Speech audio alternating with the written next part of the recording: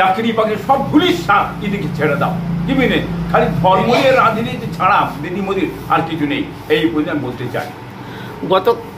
গতকালকে একটা আইনজীবী বলছে যে পীর পরিবারের মানে মানে মানে ছোট হুজুরের মানে অমিত শাহ বলে ওনাকে মানে আঘাত দেওয়া হয়েছে। এই জন্য বাংলার মানুষ শওকত মোল্লাকে যদি না বাতিল করে তো আগামী দিনে 26-এ মমতার পা রাখা মাটিতে পা রাখা খুব দায়ী হয়ে যাবে, যেহেতু পীর পরিবারের আঘাত দিয়েছে।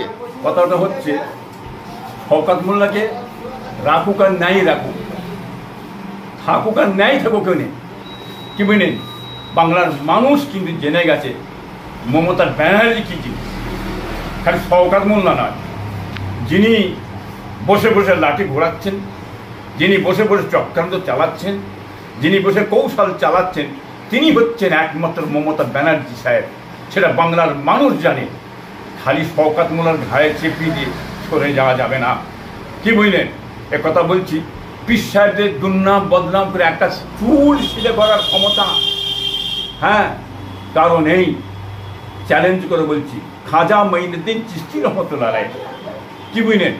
তিনি হচ্ছেন ভারতবর্ষের সুলতানুল হিন্দ বলা হয়, কি বুঝলেন? তিনারও দুর্নাম বদনাম, খাজা হুজুরের বদনাম দুর্নাম একটা শ্রেণীর মানুষ পড়ে যাচ্ছে, পড়ে করে মুখ ফুটাহে ঘুমড়ে দাঁত ভেঙে হাঁ করে বসে আছে। খাজা হুজুরের দরবারে লক্ষ লক্ষ মানে হু শব্দে যাচ্ছে। আর এই যে হিংসুগুলো ভ্যাল ভ্যাল করে কুত্তার মধ্যে আছে। অথব ফুরফুরার পীর সাহেবদের বিষয়ে দুর্নাম বললাম, ফুরফুরায় পীর নেই, ফুরফুরায় কিছু নেই, ফুরফুরায় ধ্বংস, ফুরফুরায় লোক যাই নেই, এই করে করে কুত্তার মধ্যে চিল্লাচ্ছে। কারা কিছু আমাদের মুখালেব আছে, তারা চিল্লাচ্ছে, শুনতে পেচ্ছেন না ক্যাসেটে, কোনো রাস্তা পেচ্ছেন সেই মুখালেবরা সুযোগ পেয়ে এখন এই সুযোগে উল্টো পাল্টা সব বলছে, ছোট বড় কথাবার্তা বলছে, দুর্নাম বদনাম করতে চাইছে, বার করছে, গলা নকল করে সব বার করছে।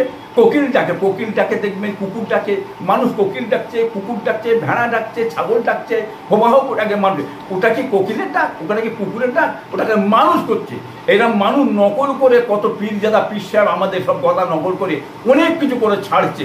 বাংলার মানুষ জানে এসব করে কিছু হবে না, করা হবে একটা চুল শীতে করার কথা নেই। অর্থাৎ বাংলার মানুষ তারা ফুরফুরা দরবারে ঝড়ের মতন আসছে, ঝড়ের মতন আসছে।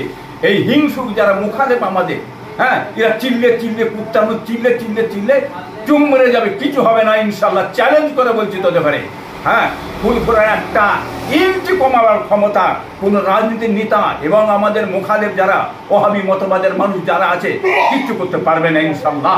আমার দাদার দোয়া আছে, যে বাতি আল্লাহ জ্বালায় সেই বাতিকে ফুঁক দিয়ে নিবুনো যায় না, মুখ পুরা হুনমান হয়ে মরবে, এরা মুখ পুরা হুনমান হয়ে মরবে ইনশাল্লাহ, দেখে নেবে।